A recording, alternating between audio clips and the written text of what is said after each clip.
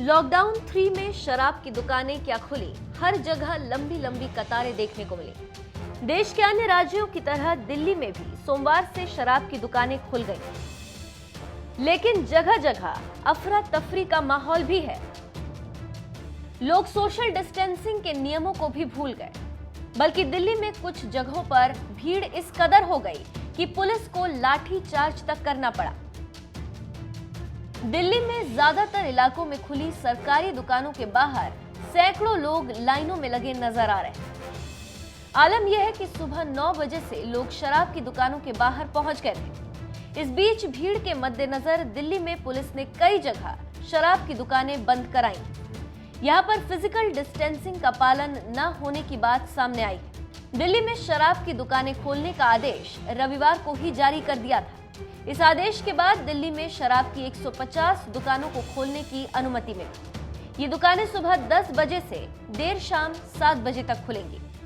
गौरतलब है कि दिल्ली सरकार ने शराब, पान, गुटखा, तंबाकू आदि बेचने की दुकानों को संचालित करने की अनुमति देने के साथ अपने आदेश में इसके लिए कुछ शर्तें भी तय की। लेकिन जैसे ही शराब की दुकानें खुली, लोग सोशल डिस्टेंसिंग के नियमों को भूलते नजर आए, जिसकी वजह से दिल्ली में बहुत सारी दुकानें बंद कर दी गई। अरविंद केजरीवाल ने अपने प्रेस कॉन्फ्रेंस में ये साफ कर दिया था कि दिल्ली सरकार ज्यादा दिनों तक लॉकडाउन का भार नहीं उठा सकती। रेवेन्यू की दिक्कत है। इससे पूरी अर्थव्यवस्था गड़बड़ा गई है और बहुत ज्यादा दिन हम इसको बर्दाश्त नहीं कर पाएंगे। और दूसरी तरफ जब सारी अर्थव्यवस्था बंद है तो सरकार का रेवेन्यू आना बंद हो गया है। तनख्वाहें कहां से देंगे, सरकारें कैसे चलेंगी, बिल्कुल बंद हो गया सरकार का रेवेन्यू आना। पिछले महीने अप्रैल के महीने में हर साल 3,500 करोड़ का रेवेन्यू आया करता था। इस बार केवल 300 करोड़ का रेवेन्यू आया है। इससे तो तनख्वाहें नहीं दी जा सकती, सरकार कैसे चलेगी। तो अब अर्थव्यवस्था का बड़ा संकट पैदा हो रहा है।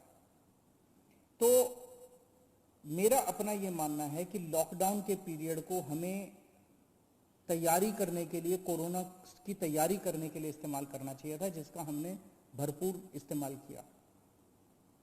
ऐसा कभी नहीं हो सकता। अब कोरोना आ गया है, कोरोना रहेगा, कोरोना जीरो हो जाएगा, कोरोना का एक भी पेशेंट नहीं होगा, आगे कोरोना कभी नहीं होगा, ऐसा हो ही नहीं सकता। पूरी दुनिया में नहीं हो रहा, ये संभव ही नहीं है। केजरीवाल की बातों से तो ऐसा लग रहा है कि दिल्ली सरकार ने अर्थव्यवस्था को पटरी पर लाने के लिए ये फैसला लिया, लेकिन देखना यह है कि ये फैसला कहीं उल्टा ना पड़ जाए।